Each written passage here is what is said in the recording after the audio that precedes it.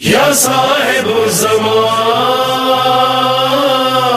یا وارث قرآن۔ تو ایک چیز جو کوالٹی اہل بیت کے ماننے والے اور محبت کی وجہ سے ہے وہ نشاط ہے قیام فی اللیل میں۔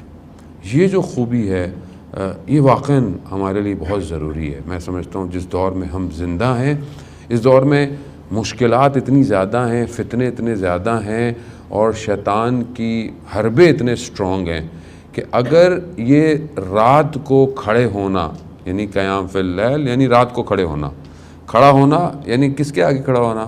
خداوند متعال کے آگے کھڑے ہونا۔ اب یہ جو رات کا یعنی تہجد نماز یا نماز شب پڑھنا یہ اتنی امپورٹنٹ ہے کہ یہ آپ کے سارے معاملات کو حل کر دیتی ہے۔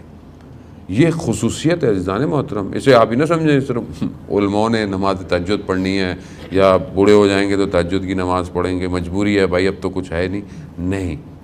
آیت اللہ عظمہ بہجت فرماتے ہیں کہ جو بھی کمال پہ پہنچا ہے وہ سحر کی بیداری کی وجہ سے پہنچا ہے۔ جو سحر میں بیدار ہوا وہی کمال پہ پہنچا ہے۔ اور وہ فرماتے ہیں کہ جب بھی تمہاری رات کو آنکھ کھل جائے تو سمجھ لو تمہیں فرشتے نے اٹھایا ہے، فرشتے نے اٹھایا۔ اور ہم دیکھتے ہیں ابھی تو بڑا ٹائم ہے، فجر میں سو جاؤ، فرشتے نے اٹھایا ہے۔ کہا کہ اگر تم اٹھ کے عبادت نہیں کر سکتے تو وہ کہتے ہیں کہ بیٹھ جاؤ اور خدا کو سلام کرو خدا کی بارگاہ میں اور دوبارہ سو جاؤ، ضائع نہ کرو اس کیفیت کو۔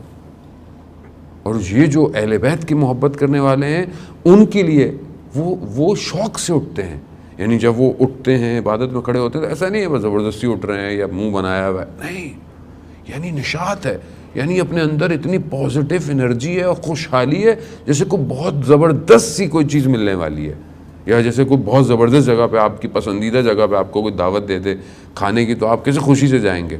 تو یہ جو نشاط ہے، یہ جو کیفیت ہے، یہ اہل بیت سے محبت کرنے والوں کی تہجد کے وقت یہ کیفیت ہوتی ہے۔ آیت اللہ سید قاضی طباطبائی رضوان اللہ تعالیٰ علیہ کے جو آیت اللہ بہجت کے استاد تھے وہ خود فرماتے ہیں کہ وہ رات کو ان کا بیٹا ان کی بایوگرافی میں لکھتا ہے کہ تہجد کے وقت جب رات کا وقت ہوتا تھا تو 1 گھنٹہ پہلے گھر سے نکل جاتے تھے، اور کہا میں ایک دن ان کے پیچھے گیا کہ یہ جاتے کہاں ہیں تو دیکھا نجف سے باہر نخلستان میں جا کر عبادت کرتے تھے۔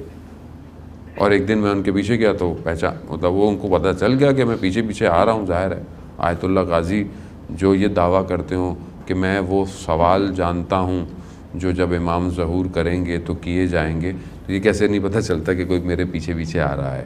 تو وہ انہوں نے بیٹے کو بھی کہا کہ بیٹے کو عبادت کرو۔ وہ خود فرماتے ہیں کہ جب میں تہجد میں کھڑا ہوتا تھا یعنی عبادت میں تو میں اپنے اطراف سے اپنے آس پاس سے ڈسکنیکٹ ہو جاتا تھا، منقطع ہو جاتا تھا، اور جو زمین آسمان میں ذکر ہو رہا ہوتا تھا مجھے اس کی صدائیں آتی تھیں، جو قرآن کہہ رہا ہے یسبح للہ ما فی السماوات و ما فی الارض، یعنی دنیا اور زمین کیا کر رہی ہے؟ تسبیح کر رہی ہے۔ یہ تسبیح کی آواز ان کو آتی تھی۔ عزیزان محترم بہرحال ہمارے پاس تو یہ قریب میں جب ہم کسی آئمہ کی بات کرتے ہیں تو ظاہر ہے مولا جیسے تو ہو نہیں سکتے، بڑے آرام سے ہم سائڈ پہ ہو جاتے ہیں۔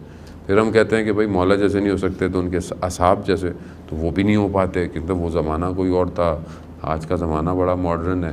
تو پھر اب ہمارے پاس جو سب سے زیادہ آپشن نیئرسٹ ہے وہ یہ علماء ہیں جو 100 سال کے اندر آئے، کہ بہرحال انہوں نے اسی دور کے اندر زندگی گزاری، اور اس کے علاوہ ہمارے پاس وہ شہداء ہیں کہ جو ہمارے ہی زمانے میں جوانی حالت میں شہید ہو گئے۔ یعنی یہ شہداء کی زندگی اور ان کے نامے پڑھیں، خود آیت اللہ خامنائی فرماتے ہیں کہ جو ہے وہ شہداء کی وصیتوں کو پڑھیں، شہداء نے جو وصیتیں لکھی ہیں ان کو پڑھیں، آپ کو احساس ہوگا کہ یہ کتنے بڑے ولی خدا تھے، یعنی جن کو خود یہ پتہ ہو کہ کون سا دن ان کی زندگی کا آخری دن ہے۔